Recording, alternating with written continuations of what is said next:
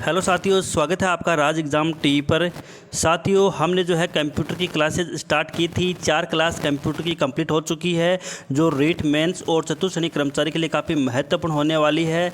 और साथ में हमने जो है एमसीक्यू सीरीज़ भी है वो भी स्टार्ट की है, ताकि आप जो है क्वेश्चंस भी देख सको और पिछले जो वर्षों में आए हुए क्वेश्चन है वो हम साथियों लगातार आपको सॉल्व करवा रहे हैं। तो साथियों, क्वेश्चंस का ये दूसरा वीडियो है। तो साथियों, वीडियो अगर अच्छा लगा तो वीडियो को अधिक से अधिक शेयर कीजिएगा, वीडियो को लाइक कीजिएगा। साथियों, महत्वपूर्ण क्वेश्चन है जो हमने पढ़ाए थे साथियों, उन्हीं में से ये क्वेश्चन निकाल कर लाए हैं। और साथ में जो प्रीवियस ईयर के क्वेश्चन साथियों वो भी इसमें जो है शामिल किए गए। तो साथियों, आपको अच्छी तरीके से समझना है और अच्छी तरीके से इनको सोल्व करना है, क्योंकि साथियों ये क्वेश्चन है वो एग्जाम में यहाँ से पूछा जा सकते हैं। तो साथियों, यहाँ पर शुरुआत करते हैं। एक वीडियो हमने पहले बना दिया था साथियों, उसको भी आप कंप्लीट देख लीजिएगा। तो साथियों, यहाँ पर जो शुरुआत करते हैं, सबसे पहला साथियों यहाँ पर क्वेश्चन देखिए, आप ALU का पूरा नाम क्या है। तो साथियों, ये भी बहुत बार एग्जाम में कुछ पूछा जा चुका है। तो यहाँ पर देखिए ALU का पूरा नाम क्या है, ये हमने जो है आपको बुक में पढ़ा दिया था। तो यहाँ पर देखिए, पहला ऑप्शन है ऑटोमेटिक लॉजिक यूनिट, दूसरा ऑप्शन है अरिथमेटिक लॉजिक यूनिट, तीसरा ऑप्शन है अरिथमेटिक एंड लॉजिकल यूनिट और ऑटोमेटिक लोकल यूनिट। तो साथियों, हमने ये क्वेश्चन जो है आपको करवा दिया था। तो यहाँ पर देखिए, यहाँ पर जो है राइट आंसर होगा वो होगा 3, अरिथमेटिक एंड लॉजिकल यूनिट। इसका क्या होगा साथियों, फुल फॉर्म होगी। तो ALU की फुल फॉर्म है वो हमने आपको करवाई थी और वीडियो के माध्यम से हमने जो है समझाया था आपको कि ALU की फुल फॉर्म होती है वो अरिथमेटिक एंड लॉजिकल यूनिट होती है। और साथ में CU के बारे में बताया था कि ये होती है कंट्रोल यूनिट। क्या होती है? कंट्रोल यूनिट होती है। और CPU के बारे में भी हमने साथियों इसके साथ ही यहाँ बताया था कि वो होती है सेंट्रल प्रोसेसिंग यूनिट। इसको जो है कंप्यूटर का दिमाग भी CPU को कहते हैं। इतनी बातें आपको यहाँ पर ध्यान रखनी है। अब साथियों आगे करते हैं दूसरा नंबर का क्वेश्चन। यहाँ पर देखिए, सेकंड नंबर क्वेश्चन की यहाँ पर चर्चा करते हैं। देखिए, कंप्यूटर में इनपुट आउटपुट क्रियाओं को नियंत्रित कौन करता है। ये साथियों बड़ा क्वेश्चन है, क्योंकि ये एग्जाम में 1-2 बार पूछा जा चुका है कि कंप्यूटर में इनपुट आउटपुट जो क्रियाएं होती है उनको नियंत्रित करने का कार्य कौन करता है, या उनको जो है वो नियंत्रित कौन करता है। इसका आंसर साथियों आपको यहाँ पर बताना। तो यहाँ पर देखिए राइट आंसर क्या हो सकता है, आप देखिए। और सबसे पहले साथियों यहाँ पर जो है हम यहाँ पर क्या देखेंगे, यहाँ पर ऑप्शन देखेंगे। देखिए, पहला ऑप्शन क्या है, यहाँ पर मॉनिटर हो गया, नियंत्रण इकाई हो गया, ALU हो गया और संग्रहण इकाई हो गई। ये 4 ऑप्शन साथियों आपके सामने दिए हुए। तो क्या आंसर यहाँ पर होगा, तो बताइए। तो यहाँ पर देखिए राइट आंसर होगा वो होगा नियंत्रण इकाई। क्या होगा? नियंत्रण इकाई जो है वो यहाँ पर राइट आंसर होगा। इसको कंट्रोल यूनिट बोलते हैं। क्या बोलते हैं साथियों? इसको जो है कंट्रोल यूनिट बोलते हैं। तो ये हो गया कंट्रोल यूनिट, ये देखिए। और यही जो है वो इनपुट आउटपुट क्रियाओं को नियंत्रित करता है। और साथ में बात करें तो नियंत्रण इकाई है वो कंप्यूटर की समस्त आंतरिक क्रियाओं का संचालन करती है। जितनी भी आंतरिक क्रियाएं होती है साथियों, इंटरनल जो प्रोसेस होती है, उन सभी का नियंत्रण कौन करता है? CU ही करता है। और साथ में इनपुट आउटपुट क्रियाओं को भी जो है ये नियंत्रित करता है CLU। ALU की फुल फॉर्म साथियों हमने अभी बताई थी। और मॉनिटर की बात करें साथियों, मॉनिटर जो है वो आउटपुट डिवाइस है। क्वेश्चन नंबर 3 की यहाँ पर बात करते हैं साथियों। क्वेश्चन नंबर 3 की यहाँ पर देखिए, क्वेश्चन नंबर 3 क्या कह रहा है, कंप्यूटर में 2 डाटा की तुलना करने की क्षमता किस में होती है। जो 2 डेटा होते हैं साथियों, उनकी जो तुलना है वो करने की क्षमता किस में होती है। देखिए, पहला कीबोर्ड ऑप्शन है, दूसरा है CU, ALU और संग्रहण इकाई। तो साथियों राइट आंसर है वो कौन सा होने वाला है, आप जवाब दीजिए कि कंप्यूटर में 2 डाटा की तुलना करने की क्षमता है वो किस में होती है। तो यहाँ पर जो है हमारा राइट आंसर साथियों वो हो जाएगा ALU। क्या हो जाएगा यहाँ पर? 2 डाटा की तुलना जो है साथियों ALU के माध्यम से यहाँ पर होती है। और ALU की फुल फॉर्म होती है वो होती है अरिथमेटिक लॉजिक यूनिट। क्या होती है साथियों? अरिथमेटिक लॉजिक यूनिट, वो इसकी जो है फुल फॉर्म ALU की यहाँ पर होती है। और साथ में अगर ALU की बात करें तो देखिए साथियों, यहाँ पर जो है ALU में अंकगणित क्रिया जैसे जोड़, बाकी, गुणा, भाग, जोड़, बाकी, गुणा और जो भाग होते हैं साथियों, ये ALU में अंकित क्रिया होती है। एवं तार्किक क्रियाएं, 2 डॉटों की तुलना। तो तार्किक क्रियाएं साथियों इसके माध्यम, इनकी ALU के माध्यम से जो है वो तार्किक क्रियाएं क्या करते हैं साथियों, तार्किक क्रियाएं भी इनके माध्यम से की जाती है। तार्किक क्रिया साथियों 2 डेटा की तुलना करने की क्षमता होती है।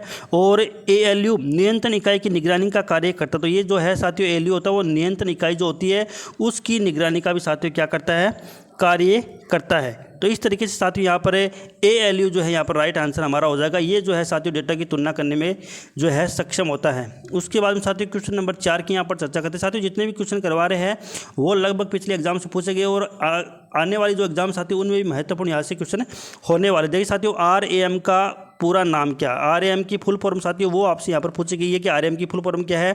तो पहला ऑप्शन देखिए, रीड अल्टर मेमोरी होता है, दूसरा है read access memory, random access memory और रैंडम अल्टर मेमोरी। तो साथियों यहाँ पर जो है आपका राइट आंसर क्या होगा, तो यहाँ पर जवाब दीजिए साथियों। तो यहाँ पर देखिए रैंडम एक्सेस मेमोरी क्या होगा, रैंडम एक्सेस मेमोरी है वो यहाँ पर आपका राइट आंसर साथियों हो जाएगा। तो रैम की फुल फॉर्म साथियों, रैम की फुल फॉर्म ये है रैंडम एक्सेस मेमोरी। तो रैम क्या है साथियों, रैम जो है वो अस्थायी मेमोरी, क्या साथियों, अस्थायी मेमोरी है।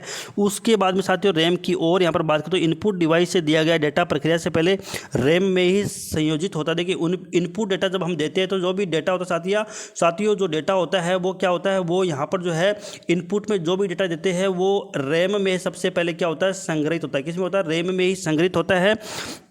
और उसके बाद में रैम में संग्रहित होने के बाद में और वहाँ से जो है सीपीयू आवश्यकता अनुसार प्राप्त कर लेता है। उसके बाद में जो सीपीयू है साथियों, सेंट्रल प्रोसेसिंग यूनिट है साथियों, वो जो है आवश्यकता अनुसार यहाँ से जो है डेटा ग्रहण कर लेता है। तो इस तरीके से यहाँ पर रैम की फुल फॉर्म आपने देख ली। क्वेश्चन नंबर 5 की साथियों यहाँ पर जो है चर्चा करते हैं। 5 नंबर क्वेश्चन की यहाँ पर देखिए बात करेंगे।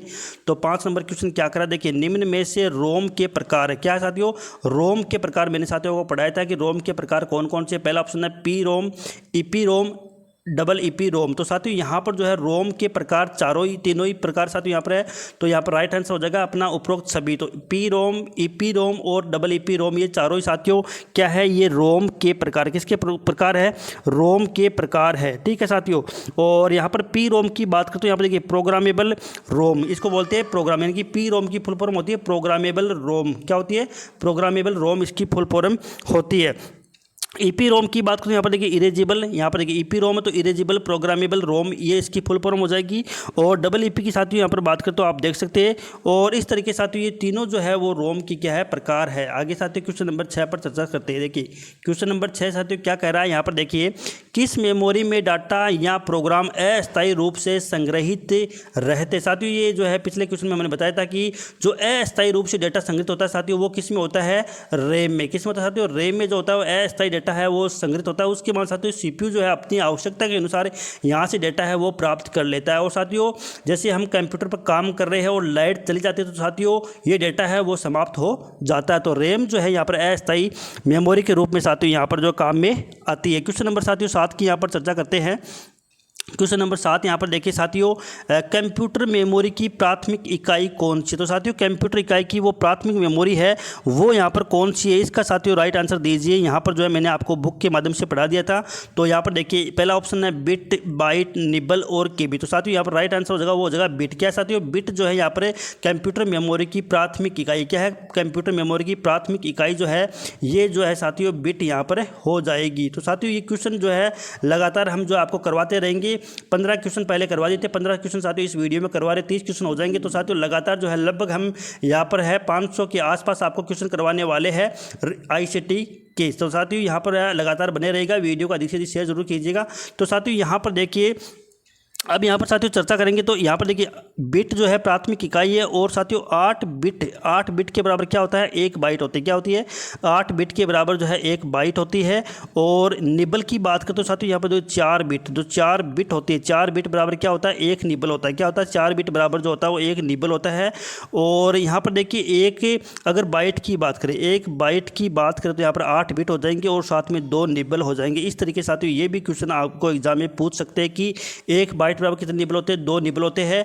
2 बाइट बराबर 4 निबल हो गए, 4 बिट बराबर 1 निबल हो गया, 8 बिट बराबर 2 निबल हो गए, 8 बिट बराबर 1 बाइट हो गया। ये आपको साथियों याद करना है। आगे क्वेश्चन नंबर 8 पर चर्चा करते हैं साथियों। 8 नंबर का क्वेश्चन यहाँ पर देखिए, क्वेश्चन है 1 किलोबाइट में कितने बाइट होते हैं। ये साथियों क्वेश्चन बहुत महत्वपूर्ण है। 1 केबी साथियों पूछा, 1 केबी में जो है कितने बाइट यहाँ पर होते हैं। ये साथियों क्वेश्चन यहाँ पर पूछा गया है कितने जो है यहाँ पर बाइट होते हैं। तो साथियों 1000 बाइट, 512 बाइट, 1024 बाइट या 812, कितना आंसर साथियों यहाँ पर होना। तो साथियों यहाँ पर देखिए राइट आंसर जो है हमारा होगा 1024 बाइट। कितना होता है, 1024 बाइट जो है साथियों यहाँ पर राइट आंसर हो जाएगा। ये आपको याद करना है, 1 केबी बराबर क्या होगा, 1024 बाइट यहाँ पर आंसर हो जाए। तो साथियों यहाँ पर जो है महत्वपूर्ण फैक्ट आपको यहाँ पर बताने जा रहे हैं साथियों। रीट मेंस 2023 में जो एग्जाम हुआ था साथियों रीट लेवल 2 का, उसमें साथियों ये क्वेश्चन पूछा गया था। यहाँ पर कौन सा क्वेश्चन, ये पूछा गया था पेटाबाइट। 1 पेटाबाइट बराबर क्या होता है साथियों, ये क्वेश्चन जो है रीट में पूछा जा चुका है पिछली बार। 1 पेटाबाइट बराबर क्या होता है, 1024 टीबी होता है। ये साथियों आपको यहाँ पर ये यूनिट ध्यान रखनी, यूनिट से एक क्वेश्चन साथियों निश्चित रूप से एग्जाम में बनने वाला है। तो यहाँ पर देखिए 1 MB यानी कि मेगाबाइट बराबर होता है 1024 KB यानी किलोबाइट होता है। और 1 GB यानी कि 1 गीगाबाइट बराबर होता है 1024 मेगाबाइट होता है। उसके बाद में 1 TBN की 1 टेराबाइट बराबर क्या होता है 1024 GB, क्या होता है 1024 GB होता है। और साथ में 1 PBN की पेराबाइट बराबर क्या होता है 1024 TB होता है। और 1 एक्साबाइट बराबर क्या होता है 1024 PBN की पेराबाइट होता है। ये यूनिट आपको साथियों याद करनी है, एग्जाम की दृष्टि से काफ़ी महत्वपूर्ण साथियों ये होने वाली है। आगे देखिए क्वेश्चन नंबर 9 की यहाँ पर चर्चा करते हैं साथियों। यहाँ पर देखिए बाइनरी संख्या प्रणाली का आधार कितना होता है। ये साथियों इंपॉर्टेंट क्वेश्चन है। बाइनरी हमने पिछले वीडियो में साथियों आपको बताया था कि बाइनरी संख्या में किसका यूज करते हैं 0 और 1 का, यहाँ पर ये 2 डिजिट काम में आती है। और इसका आधार साथियों बाइनरी डिजिट का आधार है वो क्या होता है। तो साथियों यहाँ पर जो राइट आंसर क्या हो जाएगा, यहाँ पर देखिए 10 ऑप्शन है, 8 है, 6 है और 2। तो साथियों राइट आंसर हो जाएगा अपना 2, यानी कि बाइनरी का आधार जो साथियों क्या होता है 2 यहाँ पर आधार होता है। उसके बाद में साथियों क्वेश्चन नंबर 10 की बात करते हैं। 10 नंबर क्वेश्चन यहाँ पर साथियों देखिए 10 नंबर के क्वेश्चन की चर्चा करते हैं। 10 नंबर क्वेश्चन है साथियों वो क्या कर रहा है यहाँ पर जो है नजर डालिए साथियों। 10 नंबर क्वेश्चन देखिए, कंप्यूटर सिस्टम के वे सभी भौतिक भाग जिन्हें हम देख सकते हैं तथा छू भी सकते हैं क्या कहलाते हैं। ये साथियों पिछले वीडियो में हमने बताया था कि कंप्यूटर के वे भाग जिन्हें हम देख सकते हैं और छू भी सकते हैं तो कौन सा सिस्टम साथियों है, तो हार्डवेयर, सॉफ्टवेयर, प्रोग्राम, निर्देश। कौन सा आंसर होता है साथियों, यहाँ पर जो है हार्डवेयर आंसर हो जाएगा। क्या हो जाएगा हार्डवेयर आंसर होने वाला। तो हार्डवेयर साथियों उनको हम क्या कर सकते हैं देख सकते हैं, आंखों से देख सकते हैं और उनको साथियों क्या कर सकते हैं साथ में जो है हम छू भी सकते हैं। ये साथियों क्या हो जाएंगे यहाँ पर जो है हार्डवेयर हो जाएंगे। तो हार्डवेयर साथियों कौन कौन से होते हैं, जैसे सीपीयू क्या साथियों हार्डवेयर है, इसको देख सकते हैं, छू सकते हैं। और साथ में कीबोर्ड, हमने साथियों कीबोर्ड जो होता है उसको भी क्या करते हैं, ये भी हार्डवेयर होता है, इसको छू सकते हैं और देख सकते हैं। और आगे साथियों बात करते हैं यहाँ पर माउस हो गया और प्रिंटर साथियों, प्रिंटर को भी हम देख सकते हैं, छू सकते हैं। ये साथियों कंप्यूटर के भाग है, ये क्या है कंप्यूटर के भाग है। और साथ में साथियों ये हार्डवेयर है, क्या है साथियों हार्डवेयर है। आगे बात कर साथियों स्पीकर हो गया, ये सब क्या है हार्डवेयर के उदाहरण। क्या साथियों ये क्या है हार्डवेयर के उदाहरण है। इतने सब जो है आपको याद रखने हैं और ध्यान में रखना है। आगे देखिए साथियों 11 नंबर क्वेश्चन की बात करते हैं, निम्न में से कौन सा प्रोग्राम सिस्टम सॉफ्टवेयर में सम्मिलित होता है। तो साथियों सिस्टम सॉफ्टवेयर में कौन सा जो है पार्ट यहाँ पर सम्मिलित होता है, ये साथियों हमने जो है आपको वीडियो के माध्यम से समझाया था। तो यहाँ पर देखिए पहला ऑप्शन है ऑपरेटिंग सिस्टम, यूटिलिटी प्रोग्राम, भाषा संसाधक और उपरोक्त सभी। तो साथियों यहाँ पर जो है राइट आंसर आपका क्या होने वाला है, आंसर जरूर दीजिए। तो साथियों राइट आंसर यहाँ पर क्या होने वाला है, एक बार पुनः आप प्रश्न को जो है पढ़ लीजिए कि कौन सा प्रोग्राम जो है सिस्टम सॉफ्टवेयर में सम्मिलित होता है, कौन सा जो है सिस्टम सॉफ्टवेयर में क्या होता है सम्मिलित होता है। तो यहाँ पर देखिए राइट आंसर क्या होगा आपका। तो यहाँ पर साथियों बात करें तो यहाँ पर जो है सभी ऑपरेटिंग सिस्टम, यूटिलिटी प्रोग्राम और भाषा संसाधक उपरोक्त सभी यहाँ पर साथियों राइट आंसर हो जाएगा। इनकी ये सभी जो है क्या है प्रोग्राम सिस्टम सॉफ्टवेयर में सम्मिलित होते हैं। कौन कौन से ऑपरेटिंग सिस्टम हो गया, यूटिलिटी प्रोग्राम हो गया और भाषा संसाधक, ये सभी सम्मिलित होते हैं। आगे देखिए साथियों क्वेश्चन नंबर 12 की चर्चा करते हैं। क्वेश्चन नंबर 12 में साथियों क्या है, कंप्यूटर में उपयोगकर्ता की भाषा को मशीन भाषा में बदलने वाला सॉफ्टवेयर कौन सा। ये साथियों इंपॉर्टेंट क्वेश्चन है। देखिए पहला ऑप्शन है operating system, translator, converter, hardware. तो राइट आंसर हो जाएगा यहाँ पर ट्रांसलेटर। क्या साथियों राइट आंसर हो जाएगा ट्रांसलेटर। तो ट्रांसलेटर जो होता है वो क्या करता है, उपयोगकर्ता की भाषा को मशीनी भाषा में जो है बदलने का कार्य यहाँ पर कौन करता है, ट्रांसलेटर करता है। ये साथियों राइट आंसर यहाँ पर होने वाला है। मशीनी भाषा साथियों कौन कौन सी, देखिए मशीनी भाषा जो है असेंबली भाषा या उच्च स्तरीय भाषा में जो है 3 भाषाएं हमने बताई थी आपको। कंप्यूटर की भाषाएं मुख्यतः 3 प्रकार की होती है, मशीनी भाषा, असेंबली भाषा और उच्च स्तरीय भाषा। ये साथियों हमने जो है आपको बताया था वीडियो के माध्यम से, जो हमारी 9th क्लास की साथियों ICT की बुक चल रही है उसमें साथियों हमने आपको बताया था। क्वेश्चन नंबर 13 की साथियों यहाँ पर चर्चा करते हैं। क्वेश्चन नंबर 13 क्या कह रहा है, देखिए कंप्यूटर की किस भाषा में सांकेतिक भाषा निमोनिक कोड का प्रयोग किया जाता है। तो साथियों ये निमोनिक कोड हमने जो है जोर देकर कहा था कि निमोनिक कोड आपको याद करना है। साथियों निमोनिक कोड का प्रयोग जो होता है कौन सी भाषा में होता है, पहला ऑप्शन है मशीनी भाषा, असेंबली भाषा, उच्च स्तरीय भाषा या उपरोक्त सभी। तो किस में इसका जो है साथियों यूज होता है, तो निमोनिक कोड का यूज साथियों यहाँ पर किस में होता है, देखिए निमोनिक कोड का यूज साथियों जो है असेंबली भाषा में यूज किया जाता है। ये आपको साथियों आंसर याद करना है। कंप्यूटर की किस भाषा में सांकेतिक भाषा जो है निमोनिक कोड का यूज, तो साथियों निमोनिक कोड का यूज जो होता है असेंबली भाषा में इसका यूज किया जाता है। और साथ में साथियों असेंबली भाषा के निमोनिक कोड को मशीन भाषा में बदलने के तो यहाँ पर इस तरीके से आप साथियों देख लिया होगा, यहाँ पर निमोनिक कोड जो है असेंबली भाषा के लिए यूज होता है। आगे साथियों क्वेश्चन नंबर 14 की बात करते हैं। 14 नंबर क्वेश्चन देखिए, कंप्यूटर में उच्च स्तरीय भाषा का उदाहरण कौन सा है। तो साथियों कौन कौन सी उच्च स्तरीय भाषा है वो हमने साथियों आपको बताई थी। देखिए C++, जावा। तो साथियों यहाँ पर राइट आंसर हो जाएगा उपरोक्त सभी जो है साथियों उच्च स्तरीय भाषा है। तो ये आपको ध्यान में रखना है, C++ और जावा ये सारी जो है उच्च स्तरीय भाषाएं हैं। आगे क्वेश्चन नंबर 15 की साथियों यहाँ पर बात करते हैं। क्वेश्चन नंबर 15 देखिए यहाँ पर साथियों ये क्वेश्चन साइंस से संबंधित भी हो सकता है और साथियों यहाँ पर जो है संचार उपग्रह, ये जो है हमारे यहाँ पर साथियों संचार जो है तकनीकी भी साथियों हमारे यहाँ पर टॉपिक देखिए, संचार उपग्रह भूमध्य रेखा से कितनी ऊंचाई पर स्थित होता है। देखिए 18,000 किलोमीटर, 27,000, 36,000 और 41,000। तो साथियों राइट आंसर हो जाएगा यहाँ पर 36,000 किलोमीटर। कितना साथियों? 36,000 किलोमीटर पर जो है यहाँ पर संचार उपग्रह है वो स्थापित किए जाते हैं। तो साथियों ये क्वेश्चन इंपॉर्टेंट होने वाला है, क्योंकि साथियों ये क्वेश्चन साइंस में भी एक दो बार जो है यहाँ पर पूछा गया है। पिछली रीट में भी साथियों ये क्वेश्चन जो है साइंस में पूछा गया था और कंप्यूटर में भी साथियों ये क्वेश्चन बनता है। तो साथियों आज के 15 क्वेश्चन हो गए और पिछले जो साथियों हमने क्वेश्चन करवाया था उसमें भी 15 ICT क्वेश्चन हमने करवा दी। साथियों 30 क्वेश्चन अपने हो चुके हैं और ये सीरीज साथियों क्वेश्चनों की लगातार चलती रहेगी। अच्छे अच्छे क्वेश्चन करवाएंगे जो प्रीवियस एग्जाम में पूछ चुके। तो साथियों वीडियो को अधिक से अधिक शेयर करना है और वीडियो अच्छा लगा तो वीडियो को लाइक कीजिए और साथियों कोई क्वेश्चन में कमी रहेगी तो कमेंट बॉक्स में साथियों आप जरूर लिखे। और साथियों क्लास आप लगातार देखते रहे, सारी कंप्लीट साथियों क्लास हो जाएगी, जल्दी हो जाएगी। 4 क्लास हो चुकी है साथियों और 9th क्लास की बुक है वो हम कंप्लीट कर देंगे और क्वेश्चन लगातार जारी रहेंगे। तो साथियों वीडियो का अधिक शेयर करना है, वीडियो अच्छा लगा तो वीडियो को लाइक करें। ताज़ा अपडेट पाने के लिए राज एग्जाम टी को सब्सक्राइब जरूर कीजिएगा। धन्यवाद।